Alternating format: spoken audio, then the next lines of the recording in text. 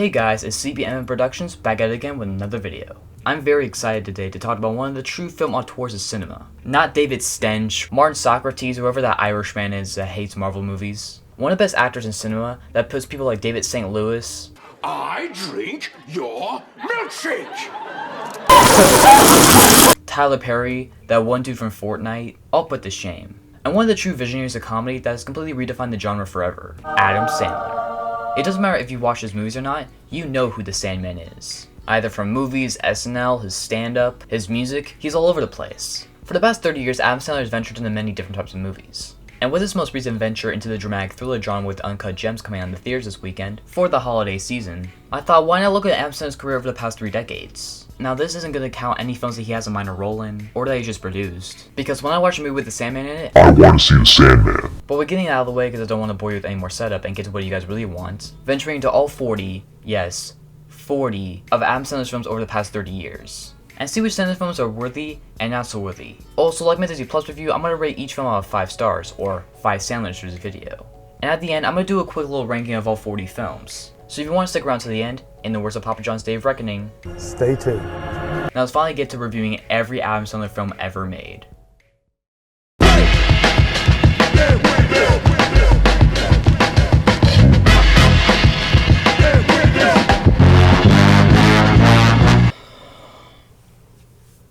Do we have to start with this one? Going Overboard is a very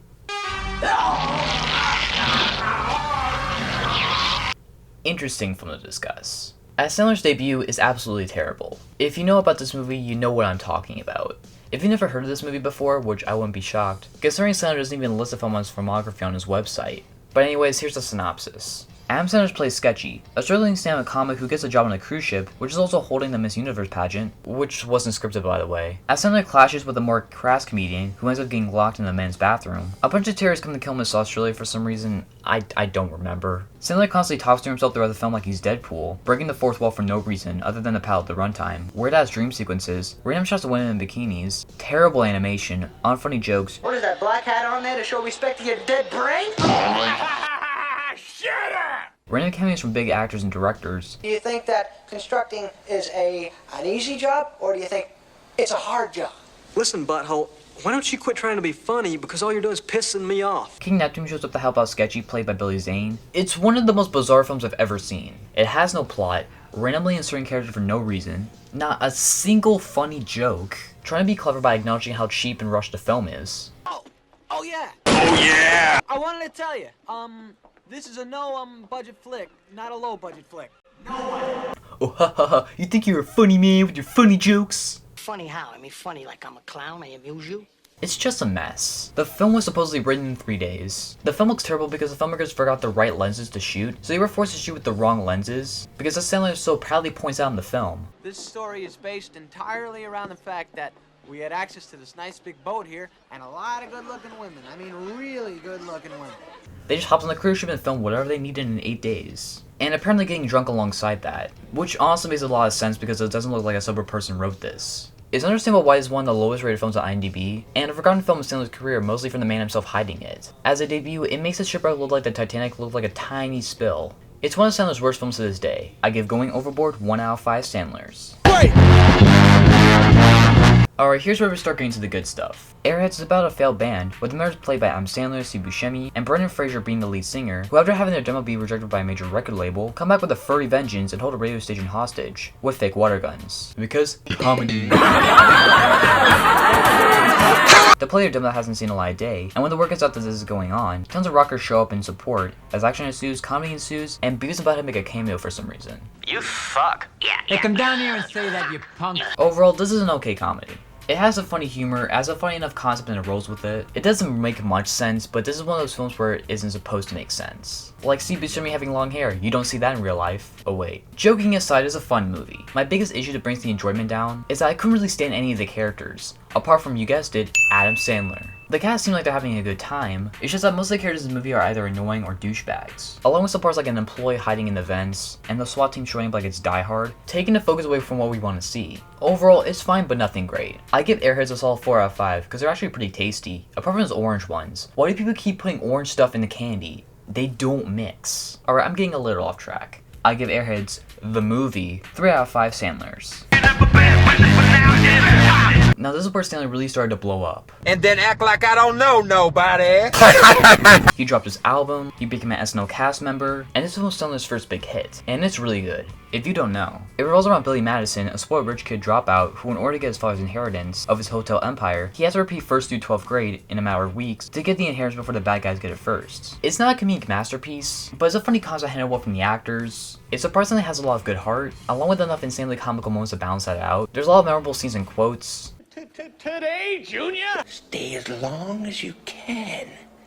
For the love of God, cherish it. I award you no points, and may God have mercy on your soul. Okay, a simple wrong would have done just fine, but... You get everything you want in an Adam Sandler movie. Musical numbers, child abuse, attempted assassinations, golf carts, cursing, romance. A fun film for the whole family. There are issues and cliches, but as a whole, I think it's a solid movie. I give Billy Madison 4 out of 5 Sandlers. Happy Gilmore is another big hit that brought Sandler to the masses. It's even half of his production company's name. Terrific. It's the maniac! The film is about, you guessed it, Happy Gilmore. What? A wannabe hockey player that has a temper and can't play hockey that well, but when he discovers he's really damn good at golf, he decides to compete in a golf tournament to save his grandma from her house getting evicted. It's a creepy Ben Stiller trying to hit on her. A fairly simple concept held really well. As far as Sandler's comedic performances go, this is my favorite. He hits all the right notes, and his temper tantrums and comebacks are so fun to watch, along with him playing off of the cast members as well. You're in big trouble though, pal. I eat pieces of shit like you for breakfast. You eat pieces of shit for breakfast? Uh-oh, stinky! The film's creative as a story has a lot of really good visual gags, especially with the dream sequences, which unlike Going Overboard are actually funny. The rest of the cast is solid, the emotions are kinda cliche like the whole film kind of is, but I'm invested enough to where I care about what's going on. It's just a very enjoyable film, one of Sandler's best films to this day in my opinion. It makes something as simple as golf really funny and exciting, and teaches very valuable lessons from embracing your hidden talents, fighting for those you love, and never mess with Bob Barker. The price is wrong, bitch. Now you've had enough. I give Happy Gilmore 4 out of 5 Sandlers. Bulletproof is the first example of seeing Sandler's filmography and the pattern of it. He'll have a couple of bad or okay movies, and then he'll have a streak of a couple good movies, and then go back to crap. And the cycle repeats. So the film revolves around an undercover cop played by Damon Wayans, and a drug dealer slash thief played by the Sandman. I gotta find other nicknames for him. The film is about these two guys who hate each other after Wayans pretended to be a drug dealer for a year to gain info about a drug lord that Sandler works for, played by James Caan, after he exposes himself in the beginning of the film betraying Sandler, and also getting shot in the head but surviving, giving him a literal chrome dome implanted into his skull like he's Eddie from Christmas Vacation. You know that metal plate in my head? The two resent each other, and a year later, Wayans has to escort Sandler to safety because he bargains to give a vital information about his boss, but wants an escort. So the film follows these two better dudes as they have to survive the drug lord's minions, trying to kill Sandler and stop the drug lord altogether. This film has the potential to be funny, but it's just not good. Like Airheads, the main reason why this film didn't work for me is that I didn't really care for the characters. They are insufferable to be around. They're constantly arguing and it's funny at first, but by the time we're halfway through the film and no character development or progress has been taking place, it just got on my nerves. I wanted the film feeling very unfocused, and doesn't give a lot of other things attention apart from the main characters. Like for example, the villain of the film played by Buddy's dad, who barely gets any screen time. Bye, Buddy. Hope you find your dad. Thanks, Mr. Narwhal.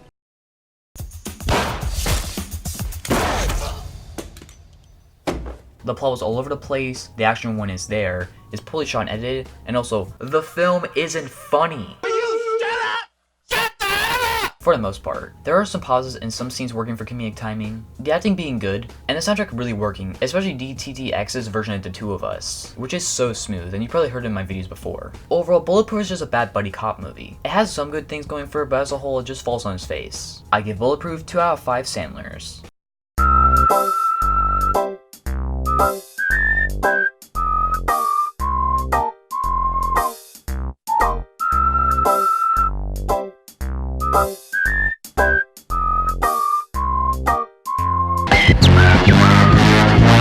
The Wedding Singer is the first installment in the Sandler-Barrymore trilogy. The film follows wedding singer Robbie Hart, played by Sandler, and Julia, a waitress played by Drew Barrymore, who are both engaged to the wrong people, as the film chronicles the two meeting each other and starting to have feelings for one another. The film was a charming romantic comedy, held by good leads and good writing. It had a lot of 80s nostalgia to it, which made it way ahead of its time. A lot of good banter between our leads, some really funny lines. Once again, things that could have been brought to my attention yesterday! And was a good showing how good of a singer Sandler is. It does have a lot of predictable plot beats, has some pacing issues, and the villain is forgettable and didn't need to be in the story, but as a whole, The Wedding Singer is a good solid movie. I give The Wedding Singer 3.5 out of 5 Sandlers. The Waterboy's a... It's a movie, alright. It revolves around a water boy played by Adam Sandler. Do you think so? Alright, how many times does I make this joke? Who aspires to be a part of the football team he helps quench their thirst, and like Happy Gilmore, once his coach and other players realize he's actually good at football, only when he's angry though. You won't like him when he's angry. He trains to become a better football player, while also hiding it from his overbearing mom, who hates the outside world, to help their team win some games, I guess. I don't really like this movie. Once again, the reason why this movie isn't that good is that I didn't care for any of the characters, and when you don't care about the emotional core of the film, it undermines everything else in my opinion. Great comedies have great characters that elevate the humor, while this one just has Sandler in a funny voice. Oh, weird, thank you. I feel bad about lying to my mama. I wonder what she's doing right now. Which is really grating, and this is the first film of Sandler's that takes advantage of that voice and run it into the ground. The comedy, while there are funny lines here and there, a lot of them just fall flat. It plays your average sports movie choice even more so than Happy Gilmore, which just wasn't an obvious catch to emulate that success, and even though it did make that bang, it's not as memorable, charming, or funny as Happy Gilmore is. I give The Waterboy 2 out of 5 Sandlers. Your name is Nina Dick.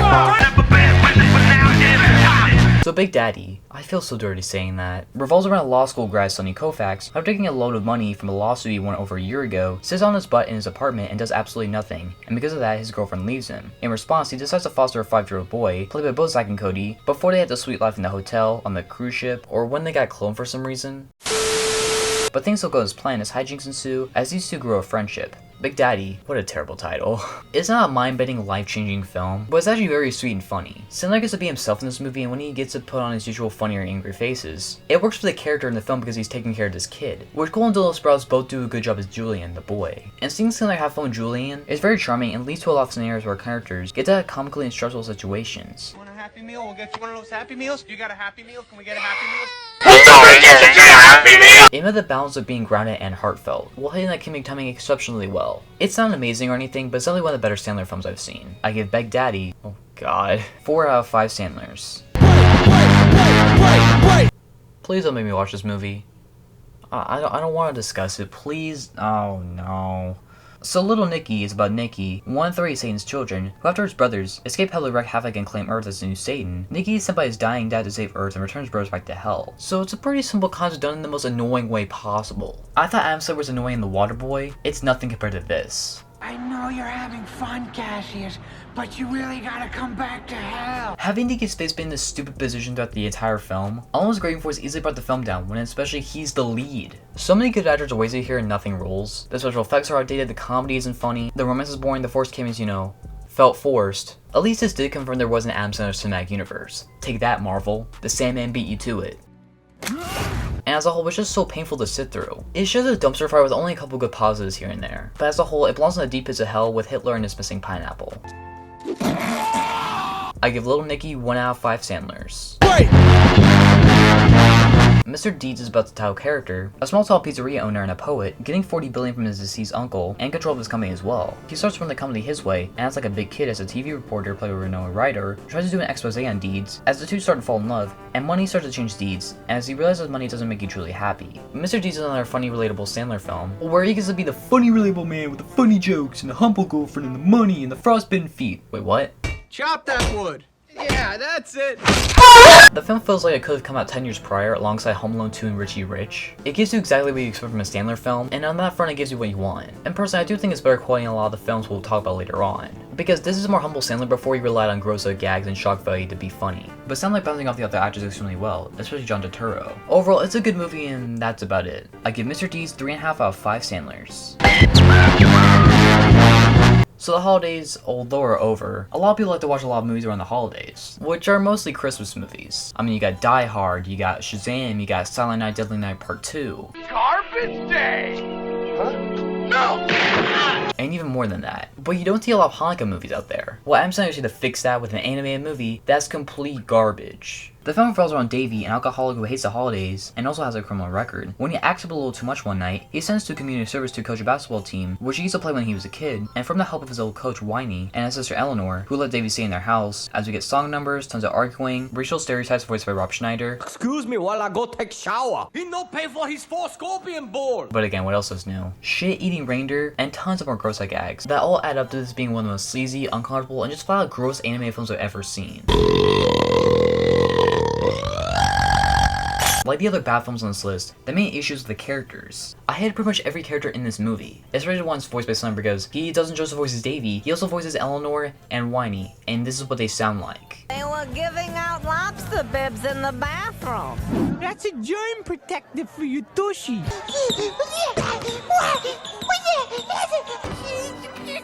Don't be scared. You have to deal with this for over an hour, and although the film isn't even feature length, it feels as long as one of the Lord of the Rings films, because of how much this film drags. The film also has massive tonal issues. The film ranges from annoying voices and gross out gags to genuine drama. Because, spoiler alert, if any of you care to watch this movie, with Davy's dark backstory of his parents dying when he was a kid and his struggling addictions. But no, let's not focus on that, let's focus on this. I'd hit a 3-pointer for you, except I'd have to drop my pants and pop a thumb up my boo-boo. I ain't fucking laughing! The only good parts are the animation, which is sadly wasted here. And when the drama does happen, it's actually quite investing until we have to go back to the comedy. Overall, it's a very bad, mean-spirited movie that you should just skip during the holidays. I give 8 Crazy Nights, 1.5 out of 5 Sandlers.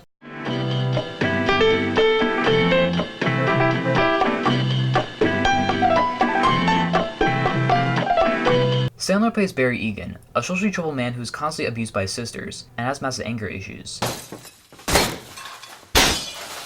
He then meets a girl Amy played by Emily Watson, through one of his sisters introducing her to him, and as they kindle a romance, Barry finds a piano outside of his workplace, buys tons of money to travel to Hawaii, gets scammed and robbed by a call girl company, which is led by Philip Seymour Hoffman, Shut up! and more that makes this one of the most strangest, but also one of the best films I've ever seen. Punch Drunk Love is unlike any other film in Sandler's career, and the first dramatic film of his career, which he's just done his on and off since. Sandler is fantastic in the lead role of Barry. He has so many layers in him that keep unraveling, his romance with Emily Watson is great, the editing is some of the best I've seen in the movie ever.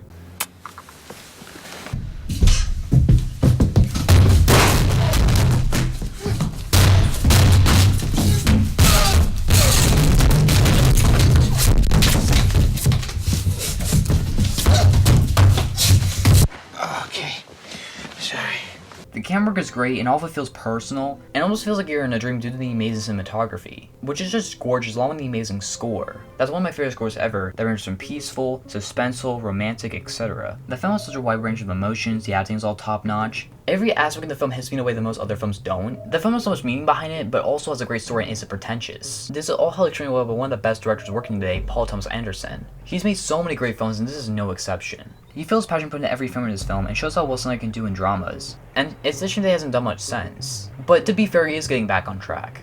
I have no idea why I love this film so much. No pun intended. I can list all the technical aspects that are really good about the movie, but I can also nitpick it for its weird story. But this is one of those films that just connect with me, and I can't explain why. It's really a masterpiece, and if you haven't seen it, check it out along with Anderson's other movies, especially if you're a film fan. And even if you don't like it as much as me, it's definitely fun that you won't regret or forget watching.